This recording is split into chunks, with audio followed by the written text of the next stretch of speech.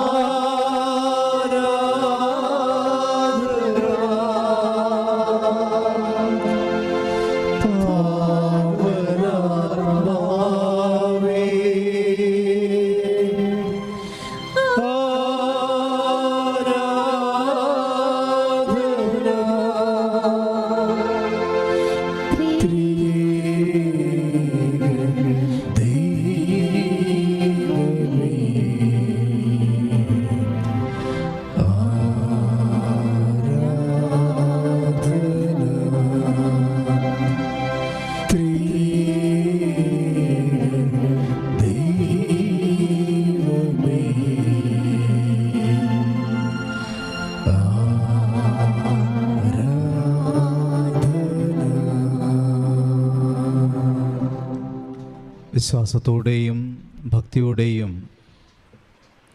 പരിശുദ്ധ അമ്മയുടെ സ്നേഹം ആഗ്രഹിച്ചുകൊണ്ട് ഒത്തിരി പേർക്ക് അനുഗ്രഹമായ കൃപാസന പരിശുദ്ധ അമ്മയുടെ പ്രത്യക്ഷീകരണ പ്രാർത്ഥന ചൊല്ലി ഏറ്റുചൊല്ലി നമുക്കിപ്പോൾ പ്രാർത്ഥിക്കാം.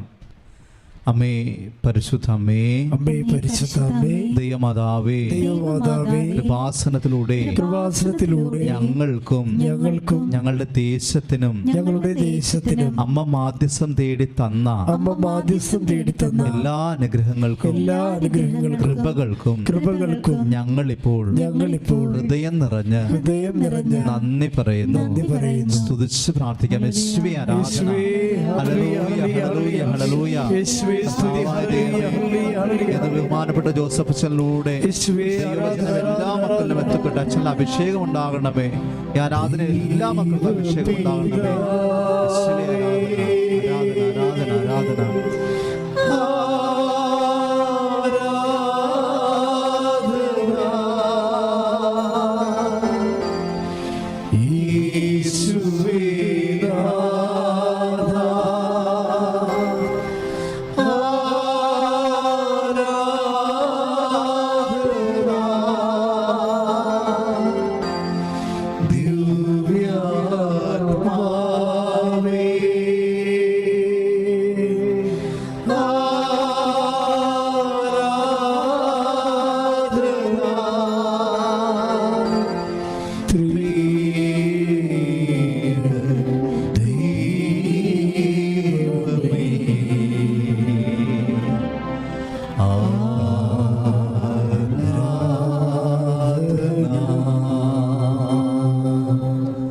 അമ്മേ പരിശുദ്ധമ്മേ, അമ്മേ പരിശുദ്ധമ്മേ, ദൈവമാതാവേ, ദൈവമാതാവേ, 2004 ഡിസംബർ 7-ാം തീയതി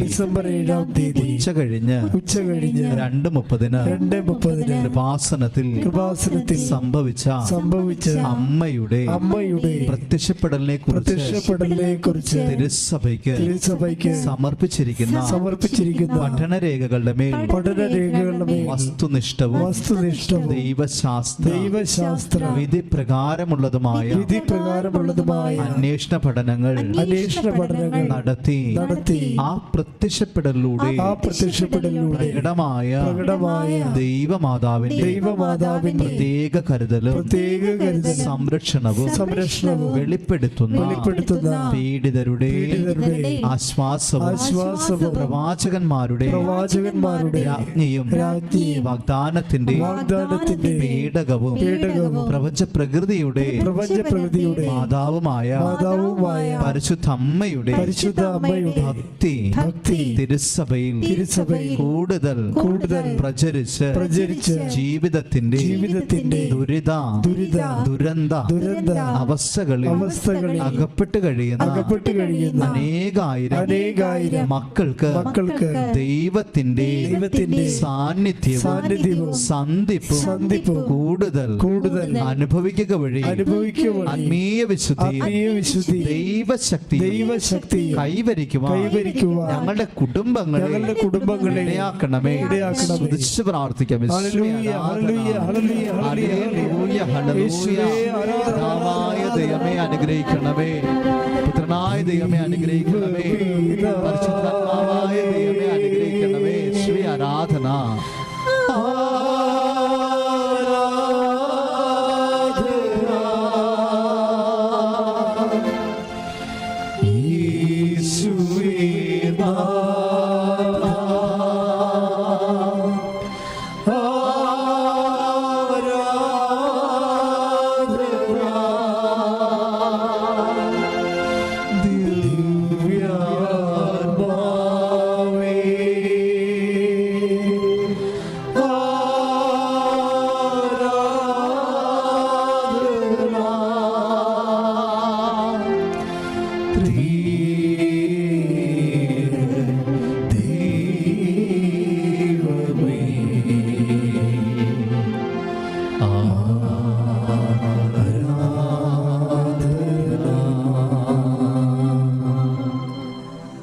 പരിശുദ്ധമേ, ഭൂസ്വർലോകങ്ങളുടെ രാജ്ഞിയായ അങ്ങേക്ക് ഭൗമ സംരക്ഷണത്തിനായി പ്രപഞ്ച പ്രകൃതിയെ തന്നെ തിരുസഭ പ്രതിഷ്ഠിക്കുവാൻ ഈ പ്രത്യക്ഷീകരണം വഴി ഇടയാക്കണമേ. പരിശുദ്ധമേ, ജപമാല മാതാവേ, സകല കൃപാസനം പ്രാർത്ഥനകളോടും ചേർത്ത് ഞങ്ങളിപ്പോൾ പ്രാർത്ഥിക്കുന്ന ഈ കുടുംബത്തിന്റെ പ്രത്യേക നിയോഗവും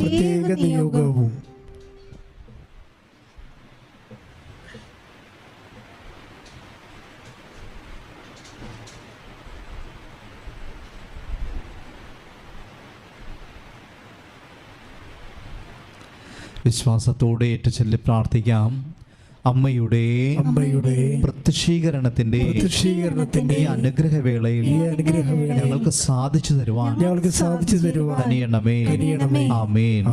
സ്തുതിച്ച് പ്രാർത്ഥിക്കാം. യേശുവേ ആരാധന, ഹല്ലേലൂയ, ഹല്ലേലൂയ, യേശുവേ നന്ദി, യേശുവേ സ്തുതി. സ്വർഗ്ഗപിതാവേ,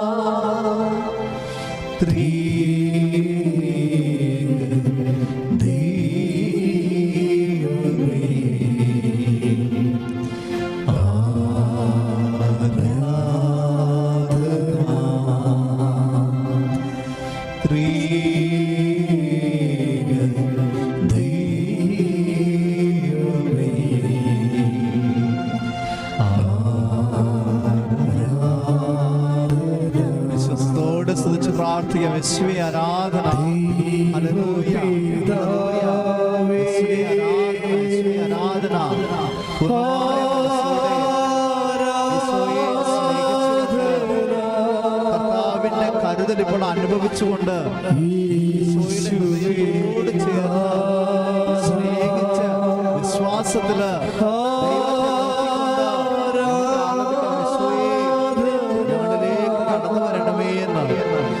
ഞങ്ങളെ ശക്തിപ്പെടുത്തണമേ, ഞങ്ങളുടെ ജീവിതത്തിൽ ഈശോയോട് ചേർന്ന് പ്രാർത്ഥിക്കാം.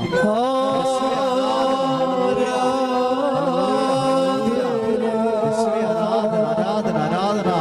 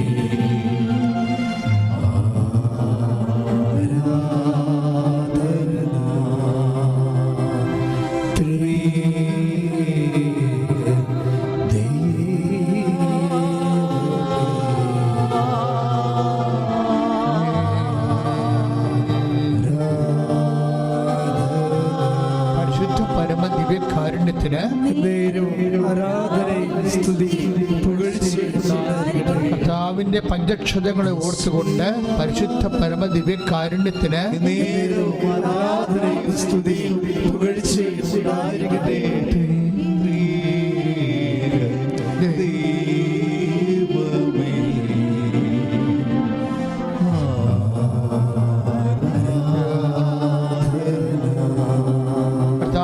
ആണിപ്പഴുതുകളെ ആരാധിച്ചുകൊണ്ട്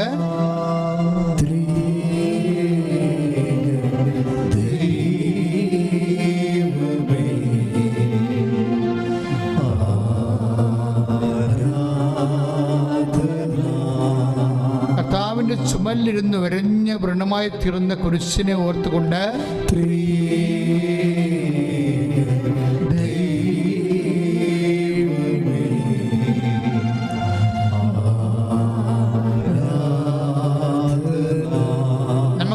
കൊത്തി തുറക്കപ്പെട്ട കർത്താവിന്റെ തിരുവിലാവിനെ ആരാധിച്ചുകൊണ്ട്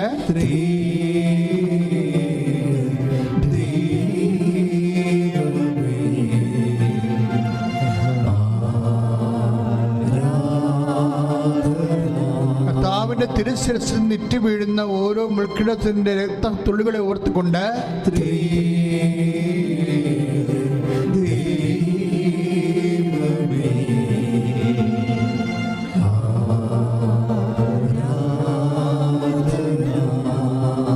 ശ്രദ്ധിക്കട്ടെ. ഹല്ലേലൂയ. യേശുവേ ആരാധന.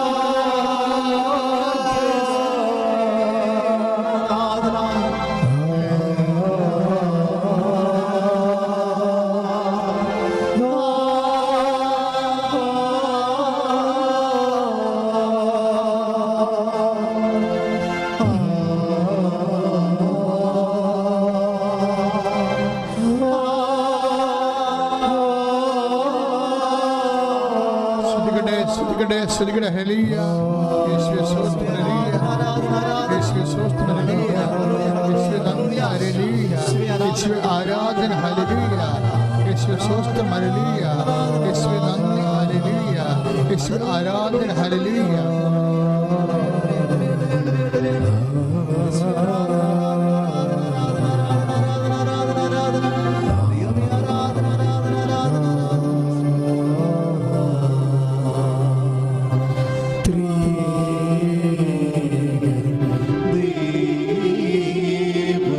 പരിശുദ്ധ കൃപയിൽ എഴുന്നള്ളിരിക്കുന്ന ഈശോയുടെ ജീവൽ സാന്നിധ്യത്തെ അനുസ്മരിച്ചുകൊണ്ട്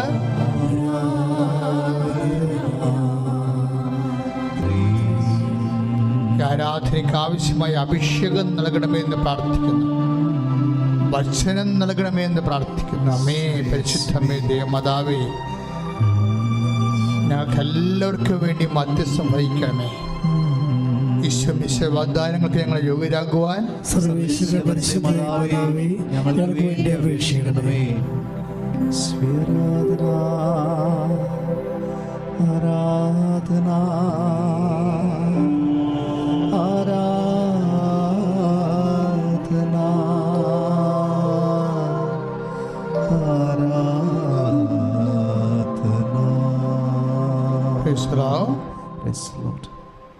പ്രിയപ്പെട്ടവരെ, നമ്മൾ ആരാധനയുടെ നിസ്തുലമായ കുറേ അനുഗ്രഹ നിമിഷങ്ങൾ കർത്താവുമായി പങ്കുവെക്കുന്ന ജീവിതത്തിൻ്റെ ആരാധന സമയമാണിത്. ആരാധനയിലേക്ക് ഈ നിമിഷം നീ എവിടെയായിരുന്നാലും, ഏത് ഭൂഖണ്ഡത്തിൻ്റെ വ്യത്യസ്തങ്ങളായ ഇടങ്ങളിലായിരുന്നാലും, നിൻ്റെ മുമ്പിലെ ആരാധിക്കുന്ന ഓരോ വിശ്വാസിയുടെയും മുമ്പിലെ കർത്താവ് സജീവ സാന്നിധ്യം നൽകുന്നു. കൃപാസനം അൾത്താരയുടെ ബലിപീഠത്തിൽ ആണ് നമുക്ക് ദൃശ്യകൽപ്പീകരിക്കപ്പെടുന്നത് എങ്കിലും വിശ്വാസത്താൽ കർത്താവ് നമുക്ക് സമീപസ്ഥനാണ്. അതൊരു ബോധമാണ്. ക്രിസ്തു എല്ലാത്തിനേക്കാളുപരി ഒരു ബോധമാണ്. പ്രാർത്ഥിക്കുക. കർത്താവായ ഈശോയെ, ഞങ്ങളുടെ ബോധതലങ്ങളെ പരിശുദ്ധാത്മാവിനാൽ നീ നിറക്കണമേ. ഞങ്ങളുടെ ബോധതലങ്ങൾക്ക് പരിശുദ്ധാത്മാവിന്റെ അഭിഷേകം നൽകണമേ. പ്രിയമുള്ളവരെ, ക്രിസ്തു ഒരു ബോധത്തിൻ്റെ സ്വത്താണെന്ന് പറയുന്നത് വിശുദ്ധ പൗലോസ് അപ്പോസ്തലനാണ്. ക്രിസ്തു നമ്മുടെ ബോധത്തിൻ്റെ സ്വത്താണ് എന്ന് വെച്ച് കഴിഞ്ഞാൽ, ഇപ്പം ഈശോ ആത്മാവിൽ ദാരിദ്ര്യമെന്ന് പറഞ്ഞു. അതിൻ്റെ അർത്ഥം എന്താണ്? ശാരീരിക ദാരിദ്ര്യം എന്താണെന്ന് നമുക്കറിയാം. പണമില്ല, ഭക്ഷണമില്ല, അതെല്ലാം ശാരീരിക ദാരിദ്ര്യമാണ്. ആത്മാവിൽ ദാരിദ്ര്യമെന്ന് പറഞ്ഞത് എന്താണ്? ദൈവമാണ് ഏറ്റവും വലിയ സമ്പത്ത്, പക്ഷെ അതില്ലാത്ത അവസ്ഥയാണ് ആത്മാവിൻ്റെ ദാരിദ്ര്യം. ഇതുപോലെ തന്നെയാണ് ക്രിസ്തു നമ്മുടെ ബോധത്തിൻ്റെ സമ്പത്താണ്. ഒരു മനുഷ്യൻ്റെ ബോധത്തിൽ കർത്താവ് ഉണ്ടെങ്കിൽ അവൻ രക്ഷപ്പെടും. എന്താണ് എൻ്റെ അർത്ഥം എന്ന് വെച്ച് കഴിഞ്ഞാൽ, അച്ഛൻ എന്താ ഉദ്ദേശിക്കണമെന്ന് വെച്ച് കഴിഞ്ഞാൽ, ഞാൻ ഉദ്ദേശിക്കണതല്ല, ഇത് ആദ്യം ഉദ്ദേശിച്ച പരിശുദ്ധാത്മാവാണ്. പരിശുദ്ധാത്മാവ് പൗലോസിന് കൈമാറിയിട്ടാണ് ഞാൻ നിങ്ങൾക്ക് കൈമാറുന്നത്. അതായത് നമ്മുടെ ബോധത്തിലെ ഫസ്റ്റ് റെഫറൻസിൽ കർത്താവ് നിറഞ്ഞു നിൽക്കണം. ഇപ്പം എന്തെങ്കിലും ഒരു ഇഷ്യൂ നമ്മുടെ ജീവിതത്തിലൊരു കൊടുക്ക വാങ്ങലുകൾ, ഒരു കള്ളം പറഞ്ഞാൽ കുറച്ച് കാശ് കിട്ടും, കള്ളം പറഞ്ഞാൽ കുറച്ച് വഴക്ക് കേൾക്കാണ്ട് ഒഴിവാകാം എന്ന് നമ്മൾ ചിന്തിച്ചാൽ നമ്മുടെ ബോധത്തിലെ കർത്താവ് ഇല്ലെന്ന് നമുക്ക് മനസ്സിലാക്കാം. ഒരു പക്ഷേ ഒരു മനുഷ്യന് സംഭവിക്കാൻ പോകുന്ന ഏറ്റവും വലിയ ആത്മീയ അപകടമെന്ന് പറയുന്നത് അവൻ്റെ അല്ലെങ്കിൽ അവളുടെ ബോധത്തിൽ നിന്ന് കർത്താവ് മാറ്റപ്പെടുന്നതാണ്. ഒരു പക്ഷേ സാത്താൻ ചെയ്യുന്ന ആദ്യത്തെ പരിപാടി നമ്മുടെ ബോധത്തിൽ നിന്ന് കർത്താവിൻ്റെ സാന്നിധ്യം മാറ്റാൻ പറ്റുന്ന രീതിയിൽ വിഭ്രാമകരമായിട്ടുള്ള ആകർഷകമായ മറ്റു ബോധങ്ങളെ കൊണ്ടുവന്ന് നമ്മളെ ഭ്രമിപ്പിക്കും. ഒരു മനുഷ്യന് സംഭവിക്കാൻ സാധ്യതയുള്ള ഭ്രമമാണ്. ഇപ്പം ചില വലിയ കാര്യങ്ങളൊക്കെ ഓർക്കുമ്പോൾ നമുക്ക് ഭ്രമമാകും ശരിക്കും, ഇല്ലേ? അപ്പോൾ ആ ഭ്രമം വരുമ്പോൾ ക്രിസ്തു നമ്മുടെ ബോധത്തിൽ ഉണ്ടെങ്കിൽ ഇത് വെറും കമ്പമാണ്. കുറച്ച് കഴിയുമ്പോൾ ഇതിൻ്റെ കാറ്റ് കഴിയും, കർത്താവ് എന്നും നിലനിൽക്കും. അതുകൊണ്ട് യേശുവിനെ മറന്നു, യേശുവിനെ മാറ്റിക്കൊണ്ട് ഒരു തീരുമാനം എടുക്കേണ്ട. താൽക്കാലിക നഷ്ടമാണെങ്കിലും അത് ലോങ് ടേണിൽ നമുക്കത് ഈശോ അത് കൃപയാക്കി മാറ്റിത്തരും എന്ന് പറയുന്നതൊരു ബോധമാണ്. അപ്പോൾ ഈ എല്ലാ ദൈവവുമായിട്ടുള്ള എല്ലാ ബന്ധവും വർക്ക് ചെയ്യണത് ബോധത്തിലാണ്. ഈ ബോധത്തിനൊരു പ്രത്യേകത ഉള്ളത്. ഒന്ന് പ്രാർത്ഥിച്ച്, നെഞ്ചിൽ കൈവച്ച് പ്രാർത്ഥിച്ച്, കർത്താവായ ദൈവമേ, എൻ്റെ ബോധത്തെ പരിശുദ്ധാത്മാവിനാൽ നിറക്കണമേ. യേശുവാണ് ബോധത്തിന്റെ സ്വത്ത്, ബോധത്തിന്റെ ധനം, ഏറ്റവും വലിയ ധനമെന്ന സുവിശേഷ വെളിപ്പാടിനോട്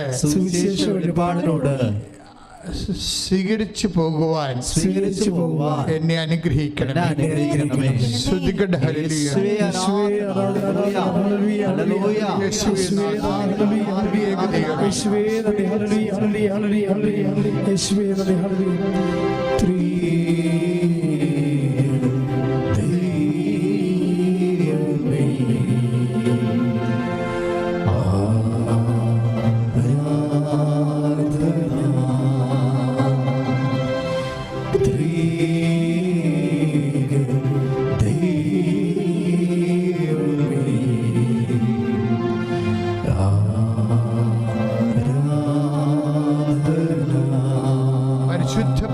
ദിവ്യകാരുണ്യത്തിന്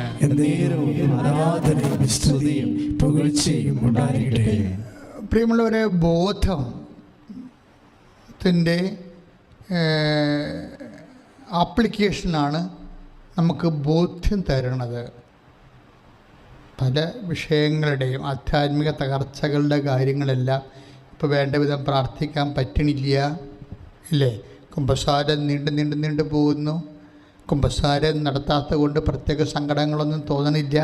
അപ്പോൾ ഓൾറെഡി യു ആർ ഔട്ട്. നിൻ്റെ പരിപാടി തീർന്നു, ദൈവത്തിൻ്റെ സന്നിധിയിൽ നീ ഇല്ല. അപ്പോൾ ഇത് എന്താ സംഭവിച്ചതെന്ന് കഴിഞ്ഞാൽ, ഇവിടെ ഈ ബോധത്തിൽ, അപ്പോൾ ഞാൻ ബോധത്തെക്കുറിച്ച് നിങ്ങളോട് സംസാരിച്ചപ്പോൾ നിങ്ങളോർക്കും പക്ഷേ എന്താ ബോധമോ ഇതുമായിട്ട് എന്നാ ബന്ധം? പക്ഷേ എന്താ റൂട്ടെന്ന് പറഞ്ഞാൽ അതാണ്. ആ ബോധ്യം നമ്മുടെ ഇന്ന് പോയി. ബോധ്യങ്ങളാണല്ലോ എല്ലാവരും ബോധ്യമാണ്. ബോധ്യത്തെക്കുറിച്ച് വചനം പറയണത് ബോധ്യം ഒരു ധനമാണെന്നാണ് പറയണത്. ബോധ്യം എന്ന് പറഞ്ഞാൽ എന്താണ്? ബോധത്തിൻ്റെ അപ്ലൈഡ് കോൺഷ്യസിനെയാണ് ഈ ബോധ്യം എന്ന് പറയും, കൺവിക്ഷൻ എന്ന് പറയും. പക്ഷെ നമുക്കൊരു ബോധമുണ്ട്. നമ്മുടെ ബോധം എന്താണ്? യേശുവാണ് കർത്താവ് എന്നുള്ളത് ഒരു ബോധമാണ്. ഈ ബോധം പക്ഷേ പുസ്തകത്തിലെ പശു പോലെയാണ്, പുല്ല് തിന്നത്തില്ല. ബോധത്തിൽ നമുക്ക് വേണ്ടത് ബോധ്യമാണ്, കൺവിക്ഷൻ. അത് ഇമോഷണൽ കൺവിക്ഷനുണ്ട്, വൈകാരിക ബോധ്യം, പിന്നെ ഇൻ്റലക്ച്വൽ കൺവിക്ഷനുണ്ട്, ബൗദ്ധിക ബോധ്യം. ഈ രണ്ടും കൂടി വരുമ്പോൾ മാത്രമേ സാക്ഷ്യം വരത്തുള്ളൂ, അല്ലെങ്കിൽ സാക്ഷ്യം ഉണ്ടാകത്തില്ല. ഇപ്പോൾ ഇത്രയും നാൾ നമ്മൾ 40 കൊല്ലം 50 കൊല്ലം ജീവിച്ചിട്ട് ഇന്നുവരെ കർത്താവിന് സാക്ഷ്യം വഹിച്ചതായിട്ട് നമുക്ക് എണ്ണിപ്പറക്കാനൊന്നും ഇല്ല കയ്യിൽ. നമ്മളിങ്ങനെ ശരിക്കും പറഞ്ഞാൽ പോസ്റ്റ്മോർട്ടം ചെയ്യാൻ പറ്റിയ രീതിയിൽ ഡെഡ് ബോഡി ആയിട്ട് ഇങ്ങനെ കാത്തു കിടക്കത്തില്ലേ? ബന്ധുക്കളും ആരും ഇല്ല, പോലീസ് സർജറി ഇല്ലാതെ കിടക്കുന്ന ഡെഡ് ബോഡി പോലെ ചില ആൾക്കാരെ ജീവിതകാലത്തിലൊരു ബോധ്യമില്ലാതെ ഇങ്ങനെ ഒരു സാക്ഷ്യമില്ലാതെ ജീവിക്കും. കാര്യം ബോധ്യത്തിൻ്റെ ഉദ്ദേശം എന്താണ്? ബോധ്യം എന്ന് പറഞ്ഞാൽ എന്താണ്? സ്വത്താണ്. പൗലോസ് അപ്പോസ്തലൻ പറയുന്ന വചനമാണ് എൻ്റെ രസം. അത് 2 കൊറിന്ത്യൻസിൻ്റെ 2-ാമത്തെ വചനം, 2 കൊറിന്ത്യൻസ് ലേഖനം 2-ാമത്തെ അധ്യായത്തിലെ 2-ാമത്തെ വാക്യം. സ്നേഹത്താൽ പറഞ്ഞ് സ്നേഹത്താൽ പരസ്പരബദ്ധമായ നിങ്ങളുടെ ഹൃദയങ്ങൾക്ക് ആശ്വാസവും സുനിശ്ചിതമായ ബോധ്യത്തിന്റെ പൂർണ്ണ സമ്പത്തും ദൈവത്തിന്റെ രഹസ്യമായ ക്രിസ്തുവാകുന്നു. അപ്പോഴേ ക്രിസ്തുവാണ് സമ്പത്ത് എന്നാ പറയുന്നത്. ബോധ്യത്തിൻ്റെ സമ്പത്ത്. ബോധ്യത്തിൽ ക്രിസ്തു സമ്പത്തല്ലെങ്കിൽ ബോധ്യം ദാരിദ്ര്യം പിടിച്ച ബോധ്യമാണ്. ഇന്നത്തെ പ്രാർത്ഥനാ തകർച്ചയ്ക്ക് കാര്യം ദാരിദ്ര്യം പിടിച്ച ബോധ്യമാണ്. ആത്മനാ ദാരിദ്ര്യം മാത്രമല്ല, ബോധദാരിദ്ര്യവും വരും. കാര്യം ബോധത്തിൻ്റെ സമ്പത്ത് ക്രിസ്തുവാണ്. കാര്യം ഒന്ന്, ഞാനൊരു ക്രിസ്ത്യനാണെന്നുള്ളൊരു ബോധമാണ്. പിന്നെ ഞാൻ ക്രിസ്തുവിൻ്റെ രക്തത്താൽ വീണ്ടെടുക്കപ്പെട്ടവനാണെന്നുള്ളൊരു ബോധമാണ്. ഞാൻ നിത്യതയിൽ യേശുവിൻ്റെ മഹത്വം കാണാൻ വിളിക്കപ്പെട്ട വ്യക്തിയാണെന്നുള്ളൊരു ബോധ്യമാണ്. ഇതെല്ലാം കുറേ അധികം ബോധ്യമെല്ലാം based upon a single person. അതാണ് നമ്മുടെ സ്വത്തെന്ന് പറയണത്. നമ്മുടെ സ്വത്ത് നമ്മുടെ ബാങ്ക് ബാലൻസ് ഒന്നുമില്ല. നമ്മുടെ സ്വത്തെന്ന് പറയണത്, വിശ്വാസിയുടെ സ്വത്തെന്ന് പറയണത് ക്രിസ്തു തന്നെയാണ്. അതാണ് ഇങ്ങനെ എഴുതിയിരിക്കുന്നത്. അതായത് സുനിശ്ചിതമായ ബോധ്യത്തിൻ്റെ പൂർണ്ണ സമ്പത്തും ദൈവത്തിന്റെ രഹസ്യമായ ക്രിസ്തുവിനെ കുറിച്ചുള്ള സമ്പൂർണമായ അറിവും ലഭിക്കുന്നതിന് വേണ്ടിയാണ്. അപ്പൊ നമുക്ക് ലഭിക്കേണ്ടത് എന്താണ്? ക്രിസ്തുവിനെ കുറിച്ചുള്ള സമ്പൂർണമായ അറിവാണ്. ക്രിസ്തു ആരാണ്? ബോധ്യത്തിൻ്റെ സ്വത്താണ്, ധനമാണ്. പിന്നെ എന്താണ്? സൊക്കൾട്ട് ആയിട്ടുള്ള ട്രഷറാണ്, നിഗൂഢ നിധിയാണ്. ക്രിസ്തു നിഗൂഢ നിധിയാണ്. അച്ഛൻ എന്താ ഇങ്ങനെ പറയണമെന്ന് ചോദിച്ചു കഴിഞ്ഞാൽ, ക്രിസ്തു ആണ് നമ്മളുടെ ബോധത്തിൻ്റെ സ്വത്തായിട്ട്. നമ്മൾ അണ്ടേ കൊണ്ടേ വളം വെക്കാൻ പറ്റത്തില്ല ആധ്യാത്മിക ജീവിതത്തിനെ. ചുവട്ട് മാത്രമേ വളം വെക്കാൻ പറ്റത്തുള്ളൂ. ചുവടെന്ന് പറഞ്ഞാൽ ഇതാണ്, ക്രിസ്തുവിലാണിത് അടിയുറച്ച് നിൽക്കുന്നത്. അപ്പം ക്രിസ്തുവിനെക്കുറിച്ചുള്ള ബോധം ആദ്യം ഉണ്ടാകണം. പിന്നെ എന്ത് വേണം? ബോധ്യം ഉണ്ടാകണം. ഒന്ന് പ്രാർത്ഥിക്കുക. കർത്താവേ, അങ്ങയെക്കുറിച്ചുള്ള അങ്ങ് സ്വത്താണെന്നുള്ള ബോധ്യം, അങ്ങ് ധനമാണെന്നുള്ള ബോധ്യം, അങ്ങ് നിധിയാണെന്നുള്ള ബോധ്യം, എന്റെ ബോധ്യത്തിൽ അങ്ങ് ഉറപ്പിക്കണമേ. ശ്രദ്ധിക്കട്ടെ,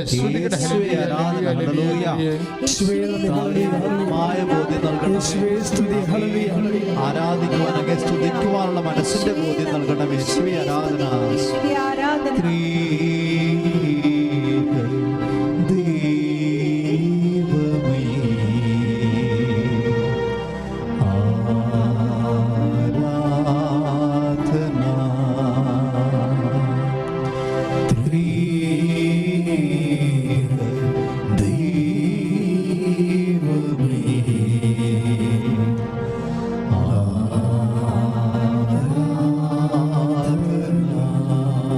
പരിശുദ്ധ പരമ ദിവ്യകാരുണ്യത്തിന് ആരാധനയും സ്തുതിയും പുകഴ്ചയും. പരിശുദ്ധ പരമ ദിവ്യകാരുണ്യത്തിന് ആരാധനയും സ്തുതിയും പുകഴ്ചയും ഉണ്ടാകട്ടെ.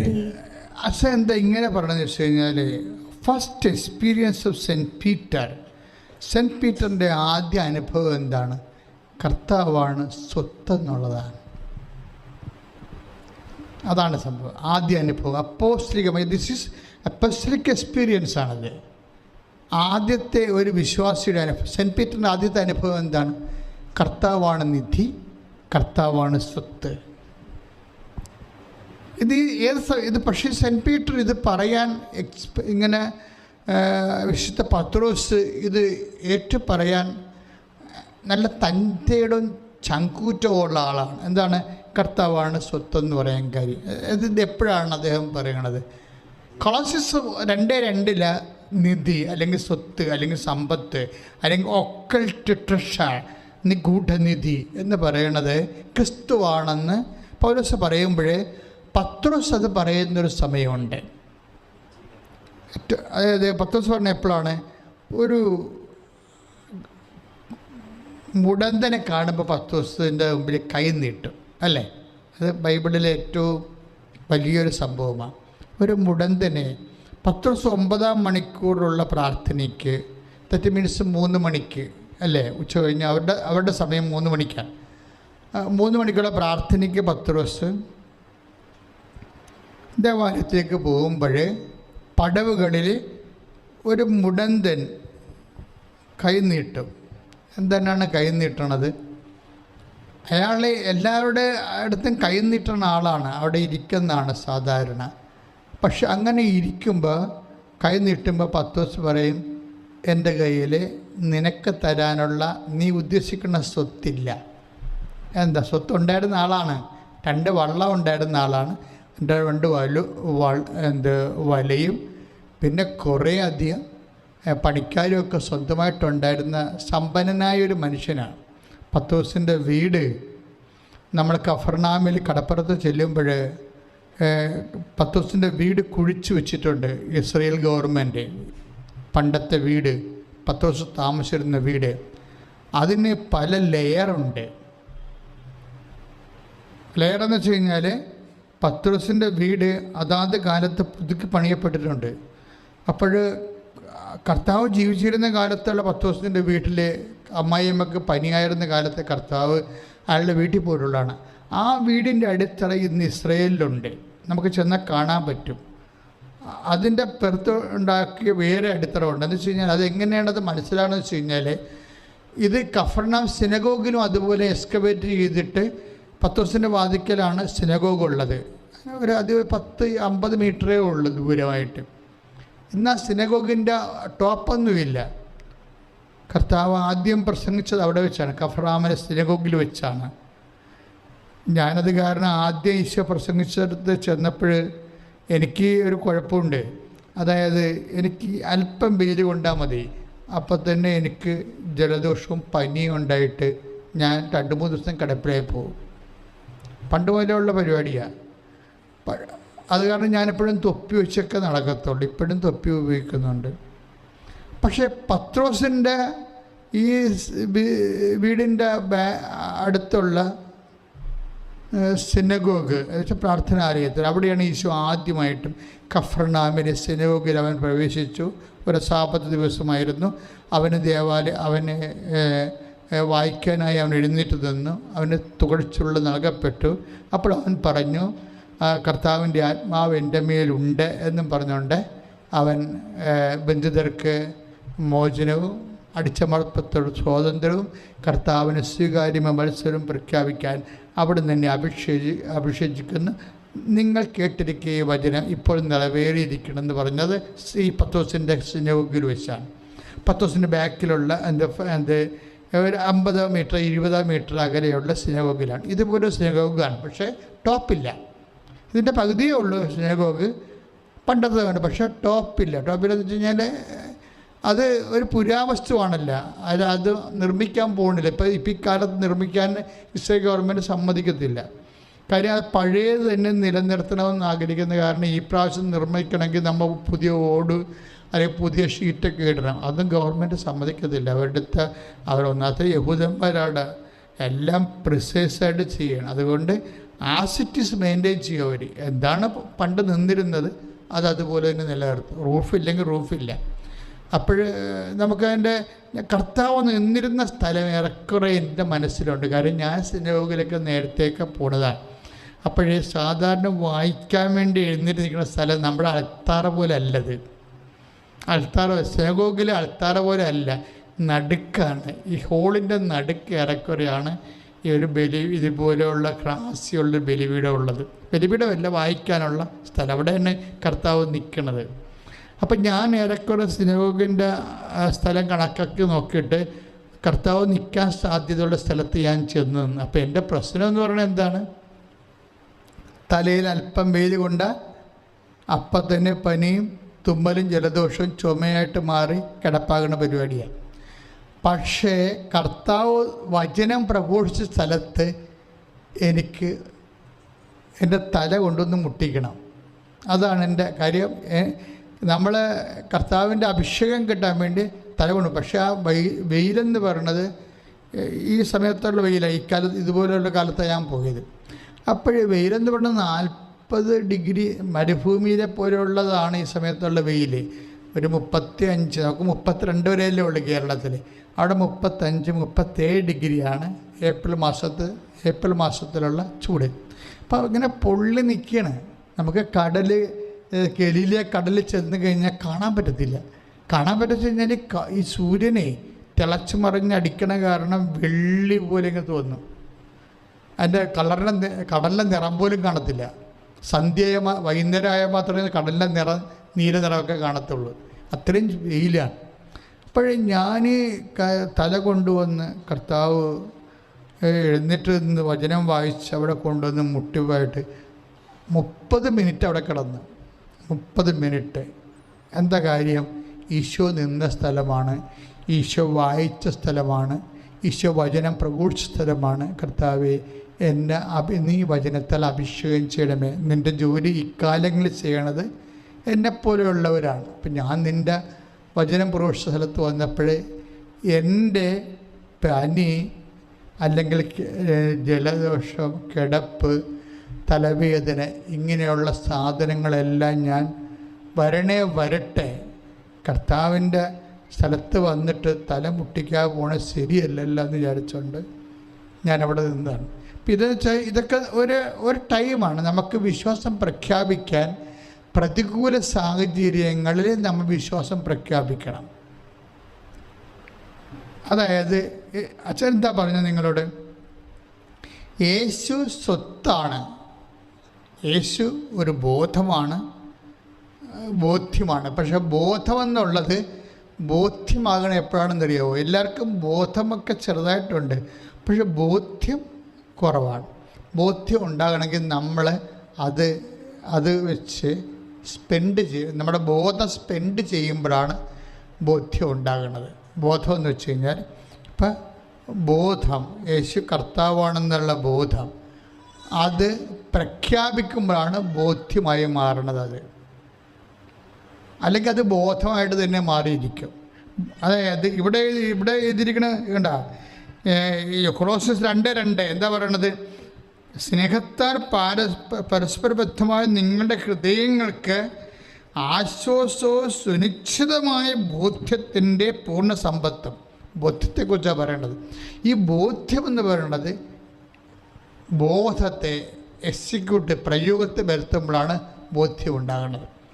ബോധം ഉണ്ടാകാം, പക്ഷെ അത് പ്രയോഗത്തിൽ വരുത്തുമ്പോഴാണ് ബോധ്യം. ഈ ബോധ്യമാണ് സമ്പത്തെന്ന് പറയണത്. ബോധ്യമാണ് സമ്പത്തെന്ന് പറയണത്.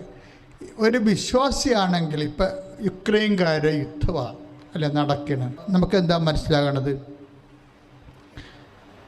യുദ്ധമാകുമ്പോൾ ഒരാളാരെങ്കിലും ജയിക്കും, ഒരാൾ തോക്കും, അല്ലെങ്കിൽ പൊതുവെ സമാധാനം ഉണ്ടാകും. കുറച്ച് പേര് രണ്ട് ഭാഗത്തു നിന്നൊക്കെ മരിക്കും, ഇല്ലേ? ഇപ്പം മരണം ഇങ്ങനെ മുഖാമുഖം കാണുമ്പോൾ യുക്രൈൻകാർ ചെയ്ത ഒരു കാര്യമുണ്ട് ഇടയ്ക്ക്. എന്താണ് അവർ ചെയ്തത്? അവർ ചെയ്തത് മാക്സിമം എല്ലാവരും കുമ്പസാരി ചുരുങ്ങി. അതാണ് വിഷയം. അത് യുദ്ധം ജയിച്ചതുപോലെയായിപ്പോയി. അപ്പം അത്രയും ഭയങ്കരമായ ഒരു അവസ്ഥയാണ്. പക്ഷേ ഈ ആൾക്കാർ കുമ്പസാരിക്കാൻ വേണ്ടി ക്യൂ നിൽക്കുക. ഈ കാഴ്ച ഞാൻ പണ്ട് കണ്ടത് ജോൺ പോൾ മാർപ്പാപ്പ പോളണ്ട് സന്ദർശിക്കണമെന്ന് കേട്ടപ്പോൾ തന്നെ ജനങ്ങൾ കസേര വരച്ച് റോഡ് ഇട്ടുകൊണ്ട് അച്ഛനെ കൊണ്ടുവന്ന് വെച്ചിട്ട് മുട്ടിൽ നിന്ന് ലൈനായിട്ട് തെരുവിൽ നിന്ന് കുമ്പസാരിക്കേണ്ട രംഗം ഞാൻ കണ്ടിട്ടുണ്ട്. അത് പിന്നൊരു നല്ല വലിയ സന്തോഷമുള്ള കാര്യമാണ്. ഇതങ്ങനെയല്ല. മരണം സുനിശ്ചിതമാണെന്ന് കാണുന്ന കീവ് നിവാസികൾ ചെയ്തിരിക്കണത് എന്താണ്? അവർ കുമ്പസാരിച്ചൊരുങ്ങിയാണ്. അടുത്ത കാത്തലിക്കായിട്ട് ലീഡർ പറഞ്ഞിരിക്കുന്നത്, I will not go anywhere. എൻ്റെ ജനത്തെ വിട്ട് ഞാൻ ഒരിടത്തും പോകത്തില്ലെന്നാണ്. അപ്പോൾ അവരെന്ന് വെച്ചാൽ ആ വിഷയത്തിൽ അവർ ഇനി മരിക്കുകയാണ് വന്നതെങ്കിലും കർത്താവിൻ്റെ തിരുസന്നിധിയിൽ എത്തുകയെന്നുള്ള ആ വലിയ വിശ്വാസത്തെ അവർ ഏറ്റുപറഞ്ഞു. അതാണ് സ്വത്തെന്ന് പറയുന്നത്, അതാണ് ബോധ്യം എന്ന് പറയുന്നത്. അതവരുടെ ബോധ്യമാണ്. അത് വെറുതെ ബോധ്യമല്ല, സാധാരണ ബോധ്യം ഉണ്ടാകും. ഈ ബോധ്യത്തെ സ്വത്തിന് നമ്മൾ കൂട്ടേണ്ടി വരും. ഇടയ്ക്കിടയ്ക്ക് ഓരോ അനുഭവങ്ങൾ വരുമ്പോഴാണ് സ്വത്ത് കൂട്ടണത്. സ്വത്തെന്ന് പറയുന്നത് ഇപ്പം നമുക്ക് കിട്ടിയ സ്വത്ത് തന്നെയാണ്. പണ്ട് നമ്മുടെ അപ്പൻ നമുക്ക് കുറച്ച് സ്വത്ത് തന്ന് അത് തന്നെ ഇപ്പോഴും ഉള്ളതെന്നുണ്ടെങ്കിൽ ഒന്നെങ്കിൽ നമ്മൾ ലോകം മടിയന്മാരായിട്ടായിരിക്കും. പക്ഷെ സ്വത്ത് ഇപ്പം ക്രിസ്തു ഒരു സ്വത്താണെന്ന് കൊളോസ്യൻസ് 2:2 പറഞ്ഞില്ലേ.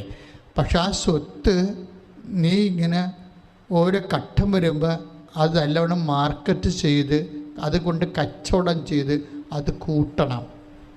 കൂട്ടിയില്ലെങ്കിൽ ഇപ്പം നമ്മളെ സംബന്ധിച്ചിടത്തോളം ക്രിസ്തുവിനെ വെച്ച് എങ്ങനെ IELTS പാസ്സാകാം, ക്രിസ്തുവിനെ വെച്ച് എങ്ങനെ സ്ഥലം വിറ്റെടുക്കാം, ഇങ്ങനെയൊക്കെയുള്ള കൊച്ചു കലാപരിപാടികളൊക്കെയാണ് ജനം നടക്കുന്നത്. പക്ഷേ അതല്ല വിഷയം. അതിനേക്കാൾ ഉപരി ക്രിസ്തുവിനെ വെച്ചെങ്ങനെ ദൈവവുമായിട്ട് ബന്ധം സ്ഥാപിച്ചിട്ട് ഒരു സ്വത്തിൻ്റെ ഉടമയാകാം എന്ന് ചിന്തിച്ചാൽ ബാക്കിയുള്ളത് ചേർത്ത് നൽകുമെന്നാണ് ഈശോ പറഞ്ഞത്. ബാക്കിയുള്ളത് നിങ്ങൾ ആദ്യം ദൈവരാജ്യത്തെ 6:33 എന്ന് പറയുന്നത് ഒരു മദർ വേർഡാണ്. ആ വേർഡിൽ നിന്ന് കുറേ അധികം വാക്കുകൾ ഉണ്ടായിട്ടുണ്ട്. വെച്ചാൽ ആദ്യം ദൈവരാജ്യത്തെയും അതിൻ്റെ നീതിയെയും കുറിച്ച് അന്വേഷിക്കുക, ബാക്കിയുള്ളത് ചേർത്ത് നൽകും. ഇപ്പോഴേ എങ്ങനെയാണ് സ്വത്ത് കൂട്ടണത്? ആത്മീയ സ്വത്ത് എന്ന് പറയുന്നത് ക്രിസ്തുവാണെന്ന് പറഞ്ഞു. ഈ സ്വത്ത് എങ്ങനെയാണ് കൂട്ടണത്? കൂട്ടണമെന്ന് പറയുമ്പോൾ ഇപ്പോൾ നമുക്കറിയാമല്ലോ, ഈ ഷെയർ മാർക്കറ്റ്. ഞാൻ ഈ ദിവസങ്ങളിൽ പറയണത്, ഞങ്ങളുടെ അച്ഛന്മാർക്ക് ഷെയർ മാർക്കറ്റൊന്നും ചെയ്യാനുള്ള അധികം ഇതൊന്നുമില്ല. പക്ഷേ ആൾക്കാർ ചെയ്യുമ്പോൾ ഞാൻ ശ്രദ്ധിച്ചിട്ടുണ്ട്. ഷെയർ മാർക്കറ്റിൽ എന്താ സംഭവിക്കണത്? ഒരു ഷെയർ, ഒരു കമ്പനിയുടെ ഷെയർ, ഏതെങ്കിലും ഒരു കമ്പനി, XOY ഓയിൽ അല്ലെങ്കിൽ സോപ്പ് അല്ലെങ്കിൽ കോസ്മെറ്റിക്സ്, ഏതെങ്കിലും ഒരു കമ്പനി, ആ കമ്പനിയുടെ ഷെയർ എടുക്കുമ്പോൾ അത് അനൗൺസ് ചെയ്യുമ്പോൾ ചിലപ്പോൾ അവർക്ക് വല്ല 100 രൂപ വല്ല ആയിരിക്കും ഷെയർ. പക്ഷെ കമ്പനി ലാഭത്തിലേക്ക് പോകണമെന്നുണ്ടെങ്കിൽ അത് പെട്ടെന്ന് അതിൻ്റെ ഷെയർ 1000 രൂപയാവും. ഒരു യുദ്ധം വല്ലതും വരികയാണെങ്കിൽ പിന്നെ അതിൻ്റെ ഷെയർ ഇടിഞ്ഞിട്ട് 50 രൂപയാവും. അപ്പോഴേ 1000 രൂപയാകണ സമയത്ത് ഷെയർ മാർക്കറ്റ് കൈകാര്യം ചെയ്യുന്ന അതിൻ്റെ കമ്മീഷൻ ആൾക്കാർ പറയും, നിങ്ങളത് വിൽക്കാൻ പറയും, ഷെയർ വിൽക്കാൻ പറയും. അതിന് ഷെയർ മാർക്കറ്റിംഗ് എന്ന് പറയണത്. ചിലർ വിൽക്കാൻ വെച്ചുകൊണ്ടിരുന്നിട്ട് കുറച്ച് കഴിയുമ്പോൾ ഉള്ളതുകൂടി ഉണ്ടാകാതിരിക്കുക. അത് ബുദ്ധിയാണ്. ബിസിനസ്സിനെ കുറിച്ച് അറിയാവുന്ന ഗൈഡ്ലൈൻസ് കിട്ടുന്ന ബുദ്ധി അനുസരിച്ച് ഷെയർ. ഇതുപോലെ വിശ്വാസത്തിലൊരു മാർക്കറ്റിംഗ് ഉണ്ട്. That is my point. അതായത് വിശ്വാസത്തിൽ നമുക്ക് സ്വത്ത്, ഇപ്പം സ്വത്താണെന്ന് ഈശോ സ്വത്താണെന്ന് പറഞ്ഞില്ലേ.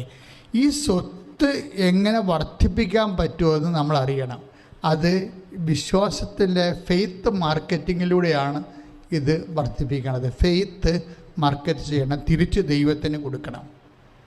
നമ്മളുള്ള വിശ്വാസം നല്ല വിലയുള്ള സമയത്ത് അത് ദൈവത്തിന് കൊടുക്കണം തിരിച്ച്. എന്ന് വെച്ച് കഴിഞ്ഞാൽ വിശ്വാസം പ്രഖ്യാപിക്കണം. യുക്രൈൻകാർ ചെയ്തിരിക്കുന്നത് അതാണ്. അവർക്ക് സമയത്ത് ഭക്ഷണം കിട്ടണില്ല. അവിടെ ബങ്കേഴ്സിലാണ് ബോംബ് വീഴിക്കൊണ്ടിരിക്കുന്ന കാരണം ഭൂഗർഭ ആലയത്തിലേക്കാണ് ആൾക്കാർ, ടണലിലേക്കാണ് ആൾക്കാർ പോയിരിക്കുന്നത്.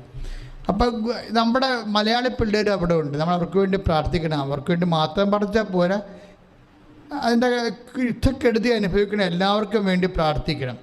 പക്ഷേ ഇവിടെ ഒരു സംഭവം ചെയ്യണത്, ഈ യുക്രൈൻ യുദ്ധത്തിൻ്റെ ഈ ബാങ്കേഴ്സിലെ ഭൂമിക്കടിയിൽ ഒളിച്ചല്ല, ജീവനും ഭയമുള്ള കാരണം രക്ഷപ്പെടാൻ വേണ്ടി ആൾക്കാർ സമയത്ത് ഭക്ഷണം കിട്ടത്തില്ല, അവിടെ ഒന്നുമില്ല, കറണ്ടില്ല, എങ്കിലും ഒളിച്ചിരിക്കാൻ വേണ്ടി പോകുന്ന സ്ഥലമാണ്. അവിടെ കുർബാന ആവശ്യപ്പെട്ട് വൈദികനെ വിളിച്ചിട്ട് വൈദികൻ ഈ ഭൂഗർഭാലയത്തിൽ കുർബാനയും കൊണ്ട് പോകുന്നുണ്ട്. അതാണ് പ്രശ്നം. അതാണ് ഫെയ്ത്ത് മാർക്കറ്റിംഗ് എന്ന് പറയണത്. ഈ സമയത്ത് അവിടെ യഥാർത്ഥത്തിലുള്ള മനുഷ്യൻ്റെ ശരീരത്തിൻ്റെ ഭക്ഷണവും വെള്ളമൊന്നും കിട്ടണില്ല, മരണമാണ് മുമ്പിൽ കാണുന്നത്. അപ്പോൾ അതിന് ഭൂഗർഭ ആലയത്തിലേക്ക് വൈദികന് കുർബാനയും കൊണ്ട് വരാൻ വേണ്ടി വൈദികനെ വിളിക്കുന്നു. നമ്മുടെ ഇതുപോലുള്ള കമ്പനിയില്ലേ, ഫുഡ് കമ്പനിക്ക് ഫോൺ ചെയ്ത് വിളിപ്പിക്കത്തില്ലേ ആൾക്കാർ. ആ ഫുഡ് കമ്പനിക്ക് ലഞ്ചിന് വേണ്ടി വിളിപ്പിക്കണ പോലെ കുർബാനയ്ക്ക് വേണ്ടി ഫോൺ ചെയ്ത് വിളിപ്പിക്കുകയാണ്. എന്നിട്ട് കുർബാനയും കൊണ്ട് വൈദികൻ ഈ ബാങ്കേഴ്സ് തിരക്കി പിടിച്ച് ബാങ്കേഴ്സിൽ പോകുന്നു. ഇതാണ് ഈ മരണത്തെ മുന്നോട്ട് കാണുമ്പോൾ യേശുക്രിസ്തുവിലുള്ള വിശ്വാസം പ്രഖ്യാപിക്കുന്നതിനാണ് ഫെയ്ത്ത് മാർക്കറ്റിംഗ് എന്ന് പറയുന്നത്. ഇപ്പോഴത് വിളിച്ച ആ വ്യക്തിയും ഈ ഇതിൽ ഭൂഗർഭാലയത്തിലേക്ക് വൈദികനെ കുർബാനയ്ക്ക് വേണ്ടി കുർബാന സ്വീകരിക്കാൻ വേണ്ടി വിളിച്ച വ്യക്തിയും വൈദികൻ തന്നെ ഇന്ന് വെടിയേറ്റ് മരിച്ചിരിക്കുന്ന സ്ഥിതിക്ക് ആ തോക്കിൻ്റെ ഇടയിലൂടെ അവന് കുർബാനയും കൊണ്ടേ കൊടുത്ത വൈദികനും ഫെയ്ത്ത് മാർക്കറ്റിൽ തങ്ങളുടെ വിശ്വാസം പ്രഖ്യാപിച്ചിട്ട് കോടീശ്വരന്മാരായിരിക്കുകയാണ് കർത്താവിൻ്റെ മുമ്പിലെ വിശ്വാസത്തിൻ്റെ കോടീശ്വരന്മാരെ. എന്താ ഫെയ്ത്ത് മാർക്കറ്റിങ്ങിനുള്ളതാണ്. എന്ന് വെച്ചാൽ ഫെയ്ത്ത് പ്രഖ്യാപിക്കാൻ, വിശ്വാസം പ്രഖ്യാപിക്കാൻ എപ്പോഴാണ് പ്രതിസന്ധി ഉണ്ടാകുന്നത് അപ്പോഴാണ് വിശ്വാസം സെയിൽ ചെയ്യേണ്ടത്. വിശ്വാസം എപ്പോഴാണ് ഫെയ്ത്ത് മാർക്കറ്റിംഗ്. അതായത് വിശ്വാസത്തെ സംബന്ധിച്ചിടത്തോളം നമുക്ക് നഷ്ടമാണ് കിട്ടാൻ പോണത്.